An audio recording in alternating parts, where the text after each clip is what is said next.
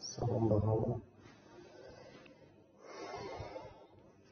بعضی وقت میشه که در ما گروپ های هسته که شما را خوش میکنه. شما مثال شما یگان چی تماشا داریم چیزا در تماشای شما خلال میرسونه. برای چی باید کرد که ما همین گروپ ها برایم دیگه زنگ در گروپ های ما نگه ما را خلال نرسونه. برای همین ما میدرویم این مادر